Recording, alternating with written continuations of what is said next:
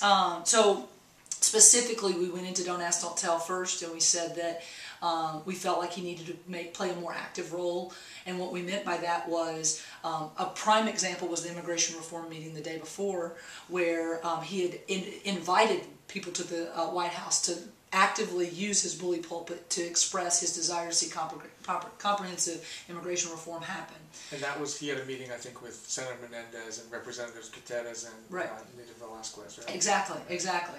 And I said, you know, when is Snow and Collins, and when are you bringing Levin and Reed over to the White House for some type of, you know, tea party or beer summit or whatever to say, how are we going to get this done together? You have political capital to do that.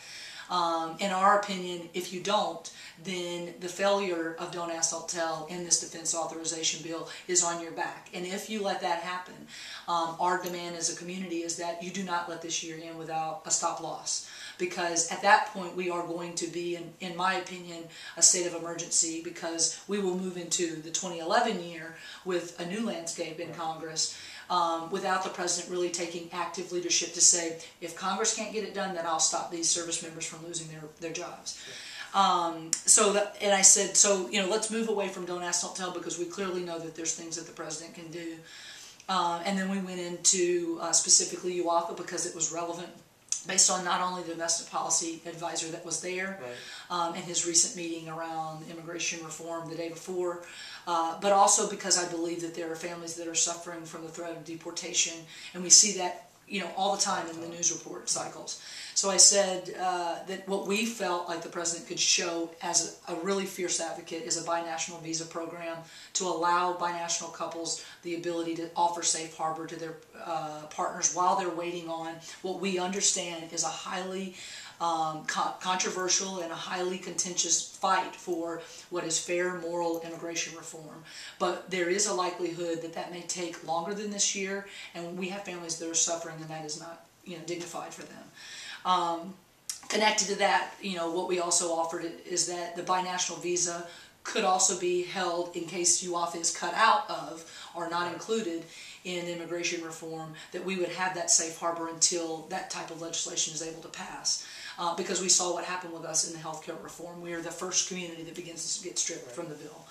After that, we moved into talking about marriage equality and specifically asking that although we understand that this administration is probably not going to move on the repeal of DOMA until there is a re-election and a new administration, which in my opinion is arrogant to think that that's even going to happen right now. But he can't move into the year 2011 without changing his stance on marriage equality. And you were so eloquent in your question in meeting it with him at the White House to say, you can't go into a community that you've already actively persuaded to vote for you and continue to hold the stance that you hold. And Brian mentioned, did I see his, you know, interview with you, and did I know that, you know, he wasn't going to make news with you that day, but he's contemplating his stance on marriage equality.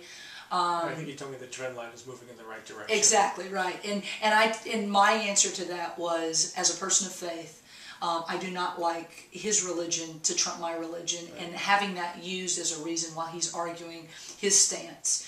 And I'd like him to explain that to my 7-year-old and my 4-year-old, that the family that lives next door to them is deemed to be more worthy of equality and more worthy of dignity than the family that lives right next door and pays the same taxes and has the same most active role in government. So we asked that he change that publicly immediately. And then the final thing that we talked about was the need for a cabinet position, an openly LGBT cabinet position. Brian claimed that he did not know that the Victory Fund had asked for that in the first 6 months of this administration. He touted the high number of appointments and Senate confirmations, and I explained to him that, you know, in our opinion, that was good enough for the Clinton administration. We are now in 2010, and we should not be bragging about the fact that we were publicly acknowledged. That's like saying that we're happy that, you know, Constance McMillan was publicly invited to the White House. Like, you know, we didn't shuffle her in through the back door. We are way past being spoken about. We are, you know, they should be proud. It's not 1993. Exactly. Although sometimes I think people at the White House. Exactly. Well, to be completely honest, there is an advisorship that is most reflective of 1993, and maybe that's part of the problem. But there are ways to fix that. Cool. And let me just ask you, when you were walking out, what were your thoughts as you were leaving the White House? Part of what I was thinking is, will this go anywhere other than the person that I'm talking to and the two people that are in this room? One of the things that I did is brought out a picture of Sebastian and Jackson while I was talking to them, and I said, the reality for me, again, you know, I'm a PTA mom that was discriminated against because of my outspokenness around marriage equality, and because of that, I organized in the state of California and then brought 200,000 people with other organizers to the National Equality March. And because of not feeling like I'm still being heard, I'm now organizing protests and arrests at the White House fence and elsewhere. And I felt like what I tried to express the most was, I made my son fall in love with a president and a political system that I feel like is a failure, and I'm afraid to tell him that I feel that way. And I hope that whatever I was expressing was going to be taken to the next level, because if it's not, then I've lost hope in the same political system that I've asked my son to believe in. And specifically, what the moment was, walking out of those doors and seeing this huge image of Barack Obama hanging in that, you know, entryway that's before the security guard shack, and tearing up and thinking, you know, if he only knew how much I loved him, and went door to door with people slamming the door in my face for McCain in a very red county. And right now I feel like McCain is actively being a fierce advocate for the position that he reflects as a Republican.